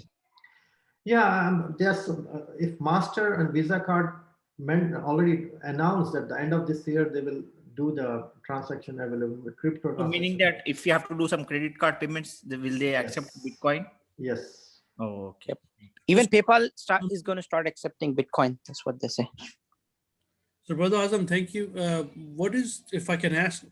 Yeah, sure. I'm sorry. Farm, like 100, 1,000, or 20? Sorry, what was the question? How many machines do you have in your farm? Like 100, 200, 20, or 10? Just a scale. So what will, how much reward will you get for that if I tell the number? I mean, so what? There's a company called we will get motivated. No, because there's a company called Riot, and the ticker is RIOT, and they have 3,000 machines. Right? Oh yeah. I'm not big as well. Like I said, I'm a garage guy. I started with my garage, so I don't have those many machines. So I'm not planning even to go on that route, because with that public company trading, you have a lot of stuff to come up with. Okay, so what I'm doing is doing for myself, and since I have some experience, I thought to share with you all guys.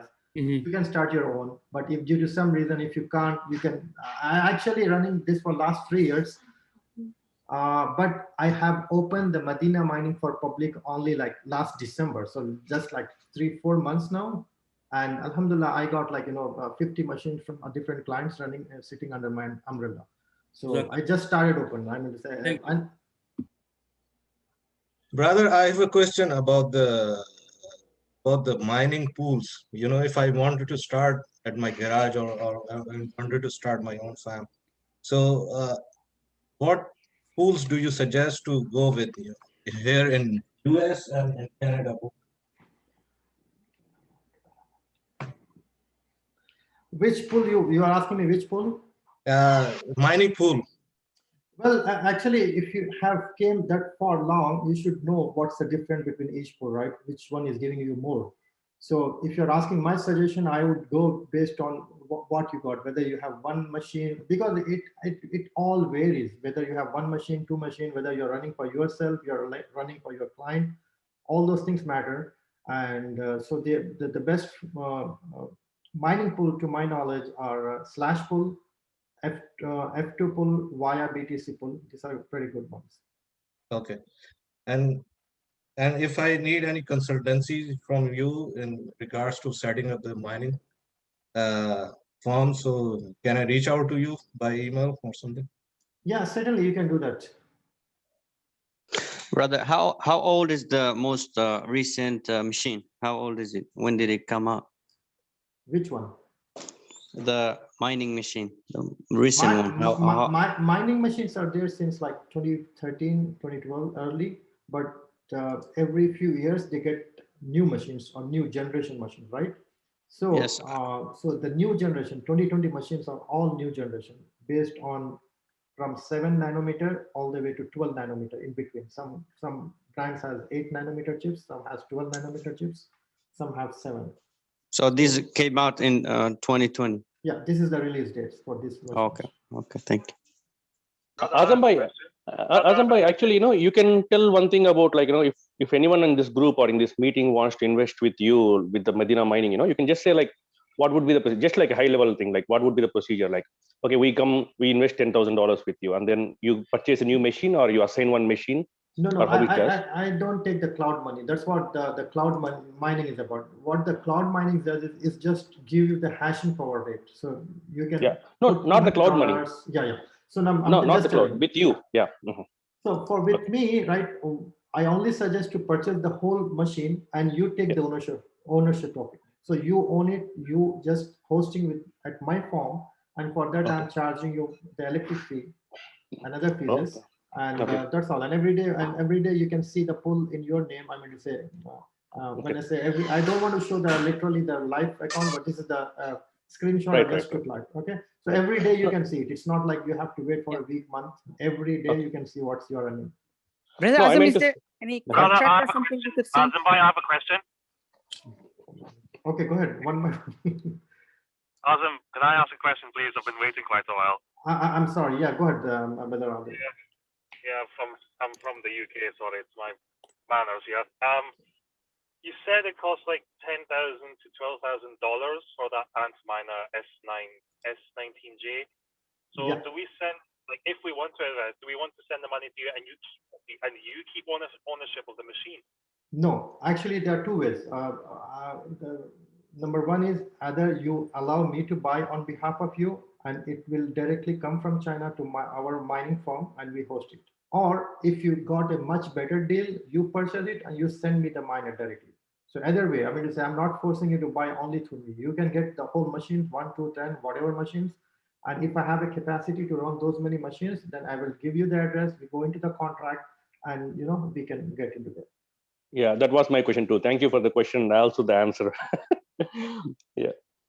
So, Brother Azam, like once we go through that process, like contracting, and we give you the money. Let Brother Adil finish his question. Brother Adil, is your question answered?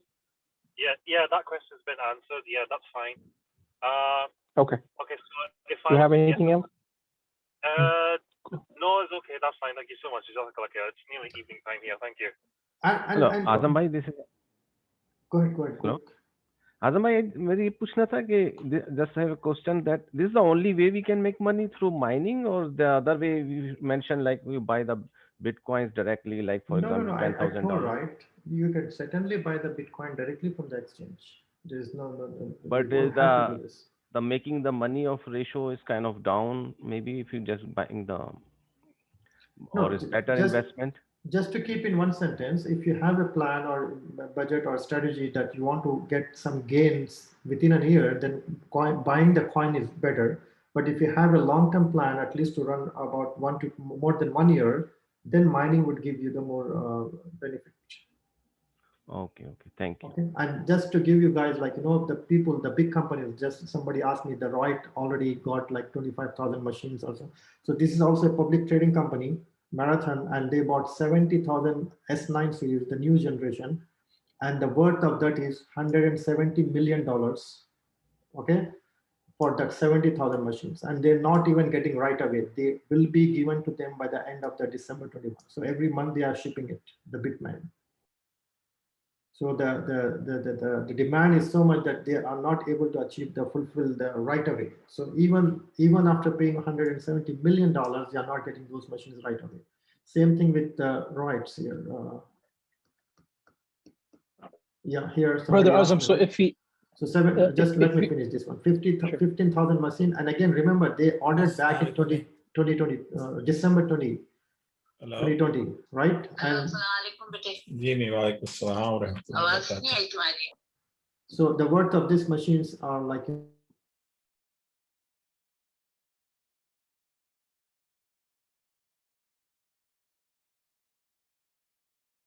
Azam bhai, we can't hear you. Could you unmute yourself? I have muted everybody because people are writing on other phones. Right.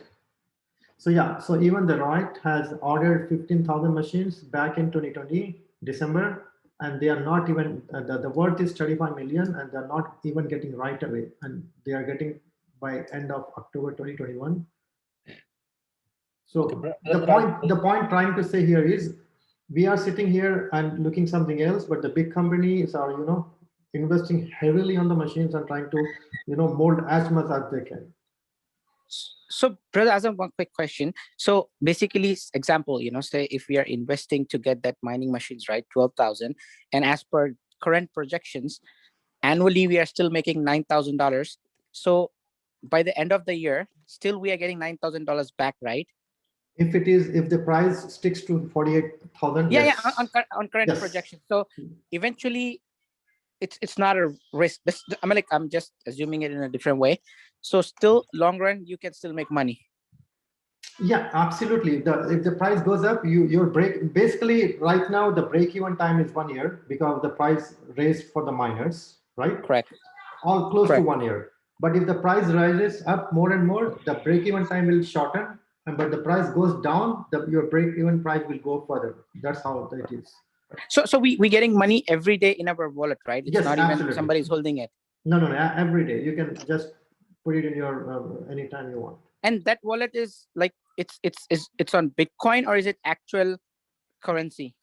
It's a Bitcoin. It gives you Bitcoin. It doesn't convert into currency. It's a Bitcoin. Oh, so then if we want, we can sell it and convert that into cash, or still keep that Bitcoins building up. Absolutely, yes. Okay. Brother, once we are on board, like how much time does it take for you to get the machine and everything for us to get the Bitcoin? Currently, in my farm, I have 3 machines available, 90 terahash. In April, I have batch of 5 coming. Batch of 10 coming for the next month. And June, July, I'm preparing an order for May or June. So it depends. To say, if you have something interest for the April next month, you can pitch in there. Because I showed you other companies, right? They paid right now and they're waiting for next year or so to get. So if you get a machine, that's good enough. But if you can't, we can. And again, with this all demands, now the resellers are not even entertaining 1 or 2 machines. They want batches of 10, 150. So Did you say 90 terabytes? I thought 110 was the one which you showed, right? I showed the latest one, what's in the market, but I don't have currently those machines for sale. I am running those, but I don't have anything for sale on that. I got 90 terabytes. So you can anytime contact me. I can tell you what's available and what's coming for the next. Yep. We would need your number though, where we can contact. Yeah, sure. And one quick thing, somebody asked me about the Ethereum machine, right? This is an Ethereum machine, which is on the Amazon. You can see A10 Pro, and you can see the price here. Somebody is selling on 35,000. Somebody is selling on this one, and somebody is selling on 25,000. Azam bhai, these machines run on 220 volt, right? This one, Ethereum, should work on 110 as well, I believe. It's not power hungry. It's not as much power hungry as Bitcoin machines. Okay. And have you how long does the machine like last for, like roughly? I told new machines are more efficient, and we are expecting to last at least for 3-4 years. Okay, Jazakallah. Thank you. Have you ever considered like having a solar panels backing up and running these? Out of questions. No, not possible. Okay, thanks. It's impossible. As of today, but we don't know the technology what comes tomorrow. But as of today, there is no power. Assalamu alaikum, brother Azam. I have a question. Sure. Okay, so once we buy this miner or we source the miner from you and send it to you, what are the fees associated with running that machine? You said 75 cents for the electricity, where it works out to 185 a month. Is there any other fees that we need to pay you after that? Yeah, let me stop this because every time it changes, right? So let me stop this. Give me 1 second. Let me stop the recording. By the way, thanks for everybody joining on this one. I would stop the